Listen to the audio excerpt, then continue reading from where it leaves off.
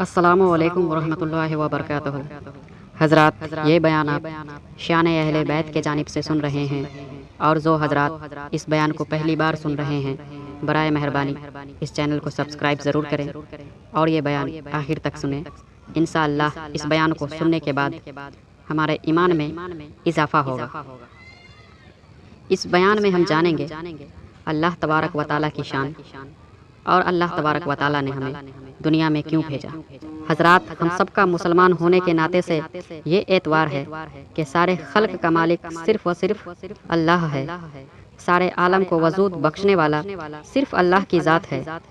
سارے کائنات کو چلانے والا صرف و صرف اللہ ہے۔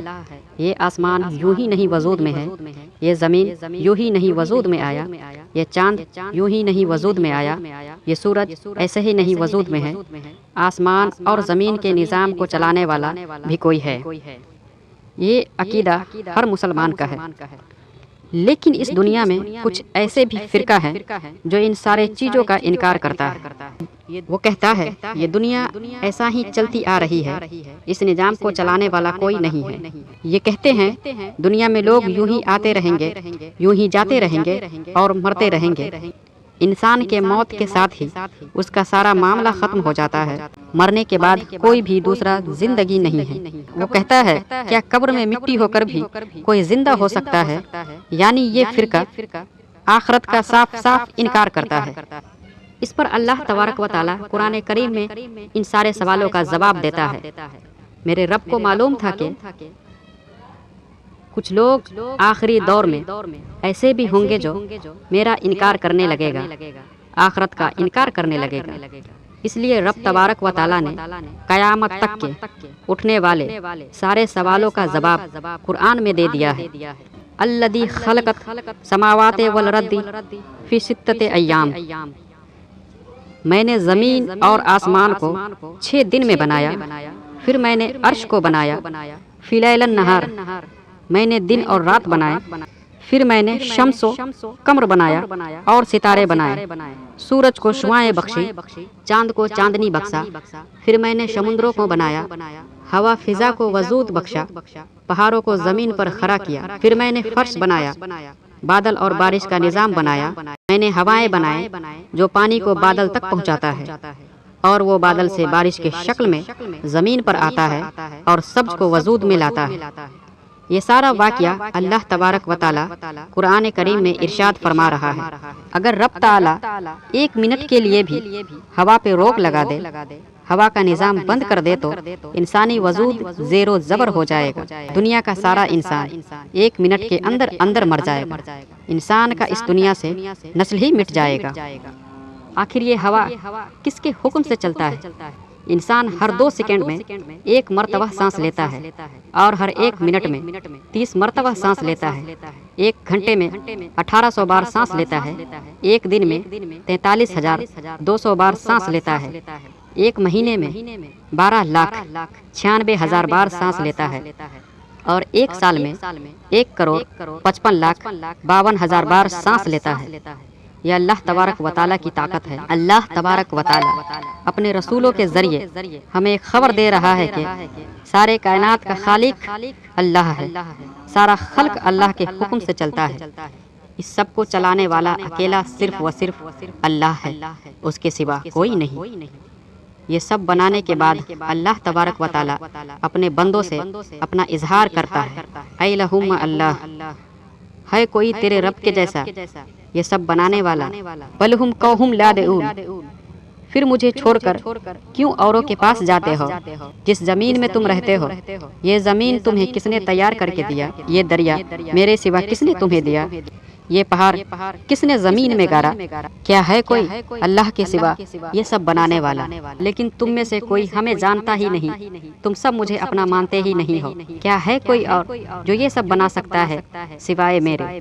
میں نے ہی تو مرد اور عورتیں بنائے، میں نے ہی تو 7 آسمان بنائے، میں نے ہی تو سورج کو روشنی بخشی، ان بادلوں سے بارش میں ہی تو برساتا ہوں، میں ہی تو مٹی سے درخت اگاتا ہوں، پھولوں کو اگاتا ہوں، میں ہی تو تمہارے ضروریات زندگی کی ساری غذا زمین سے بناتا ہوں۔ تم زمین میں ایک چھوٹا سا دانہ ڈالتے ہو، اور وہ غذا کے شکل میں بن کر باہر آتا ہے۔ آخر یہ قدرت تمہارے رب کے سوا کون رکھ سکتا ہے؟ میں زمین پر بھی بادشاہ ہوں اور آسمان پر بھی بادشاہ ہوں۔ میں مشرق میں بھی موجود ہوں، میں مغرب میں بھی موجود ہوں، میں زمین میں بھی موجود ہوں، میں آسمان میں بھی موجود ہوں۔ تم مجھے جہاں بھی جس حال میں پکارو میں تمہیں سنتا ہوں۔ تم مجھے زور سے آواز دے کر پکارو یا آہستہ پکارو یا پکارو ہی نہیں، تم اپنے دل میں صرف سوچنے کا خیال لاؤ، میں پھر بھی سنتا ہوں۔ کیا دوسرا بھی ہے تمہارے رب کے جیسا؟ رب تبارک و تعالی گلہ کر رہا ہے اپنے بندوں سے۔ اللہ تبارک و تعالی اپنے بندوں سے کہتا ہے کہ کہاں جا رہے ہو میرے در کو چھوڑ کر؟ کیا دوسرا بھی ہے جو تمہارے عیبوں کو چھپاتا ہے؟ تم گناہ کرو، غلطیاں کرو، پھر بھی میں تمہیں کچھ نہیں کہتا۔ تم میرا کھا کر میرے ہی نافرمانی کرتے ہو، میں پھر بھی تمہیں کچھ نہیں کہتا۔ کیا دنیا میں بھی کوئی ہے جو تمہارے غلطیوں کو چھپائے؟ کیا دنیا میں بھی کوئی ہے ایسا جو تمہارے غلطیوں کو نظر انداز کرے؟ تمہارے رب کے سوا بھی کوئی ہے جو تمہارے ساتھ ایسا حسن سلوک کرتا ہو؟ تم غلطیاں کرتے ہو، تم گناہ کرتے ہو، میری نافرمانی کرتے ہو، پھر بھی میں تمہارا رزق بند نہیں کرتا، کبھی بھی تمہیں بھوکا پیٹ سونے نہیں دیتا۔ پھر کیوں میرے در سے اپنا رشتہ توڑ بیٹھے ہو؟ تم کیوں میرے در کو چھوڑ کر در بدر بھٹک رہے ہو؟ میرے بندے تم واپس میرے پاس آ جاؤ، میں تمہیں کچھ نہیں کہوں گا۔ تم گناہ کر بیٹھے ہو، کوئی بات نہیں، میں معاف کرنے والا ہوں، میں غفور الرحیم ہوں۔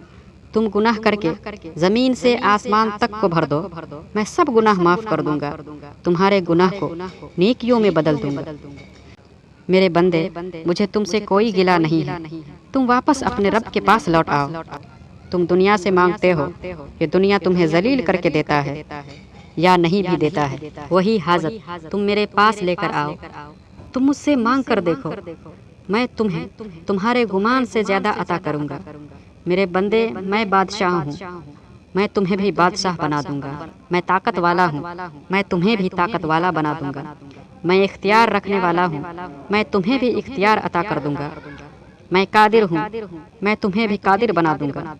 میرے بندے تیرا رب اتنے سارے چیزوں پر قدرت رکھنے والا ہے، اختیار رکھنے والا ہے۔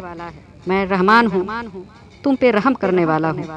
میں ملک القدوس ہوں، میں عزیز الجبار ہوں، میں خالق ہوں، میں غفار ہوں، میں قہار ہوں، میں رزاق ہوں، میں شمیع البصیر ہوں، میں الوزید المزید ہوں، میں الاول الآخر ہوں، میں ہی پہلا ہوں، میں ہی آخری ہوں۔ نہ میرے سے پہلے کوئی تھا، نہ میرے بعد کوئی ہے۔ میں الطاہر الباطن ہوں۔ بتاؤ میرے بندے، کیا ہے کوئی تمہارے رب جیسا؟ حضرات، زندگی کا پہلا مقصد ہے کہ ہم آپ اپنے رب کو پہچانیں۔ ہر ضرورت سے پہلے اپنے رب کو پہچاننا مومن کی زندگی ہے، یہی مقصد ہے زندگی۔ یہ دنیا آزمائش کا مقام ہے۔ ہم اس دنیا میں صرف و صرف اللہ کے عبادت کے لیے بھیجے گئے ہیں۔ رب نے ہمیں اپنے عبادت کے لیے بنایا، اس کے علاوہ اور دوسرا کوئی مقصد نہیں۔ اللہ کی عبادت تو فرشتے بھی کرتے ہیں، لیکن رب نے انسان کو اشرف المخلوق کہا ہے۔ اللہ نے ایسے ایسے فرشتوں کو بنایا ہے جسے رب نے جس وقت پیدا کیا اس وقت سے لے کر تا قیامت تک وہ فرشتہ رب کا حمد و ثنا بیان کرتا رہے گا۔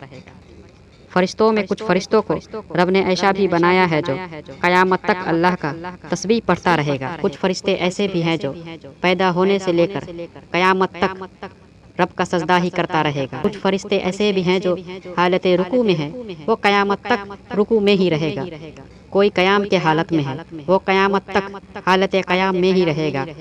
یہ درخت بھی اللہ کی تسبیح پڑھتا ہے، یہ پھول بھی اللہ کی تسبیح پڑھتا ہے، یہ ہوا فضا چاند سورج ستارے سب اللہ کا تسبیح پڑھتا ہے۔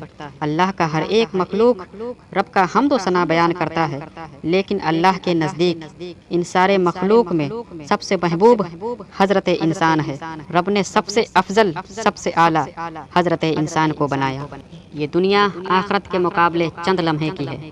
یہ دنیا کی چمک دھمک، یہ روشن وار دنیا سوائے آنکھوں کے دھوکا کے اور کچھ نہیں ہے۔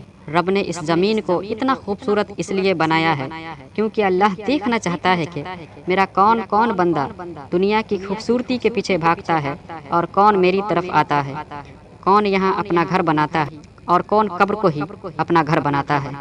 حضرات یہ دنیا امتحان کا گھر ہے۔ اللہ تبارک و تعالی اپنے بندوں کو خبردار کر رہا ہے۔ اللہ تبارک و تعالی کہتا ہے میرے بندے یہ دنیا فنا ہونے والی جگہ ہے، یہ دنیا ہمیشگی کی نہیں ہے۔ تم اونچی اونچی محلوں کو نہ دیکھو، یہ چمکتی ہوئی دنیا کو نہ دیکھو، تم مٹتے ہوئے قبروں کو دیکھو۔ قبرستان میں کون بادشاہ تھا اور کون فقیر تھا نظر نہیں آتا۔ بادشاہ بھی مٹی کے برابر ہے، فقیر بھی مٹی کے سپوت ہو گیا۔ دنیا میں کوئی بادشاہ نہیں، بادشاہ صرف و صرف تمہارا اللہ ہے، تمہارا رب ہے۔ تم جس دنیا کو سجانے میں لگے ہو، تم جس دنیا کو بنانے میں لگے ہو، میں ایک دن ان سب کو تباہ کرنے والا ہوں، میں ایک دن ان سب کو خاک میں ملانے والا ہوں۔ اذا زلزلت الارض زلزالہا، میں ایک دن اس زمین میں زلزلہ لاؤں گا۔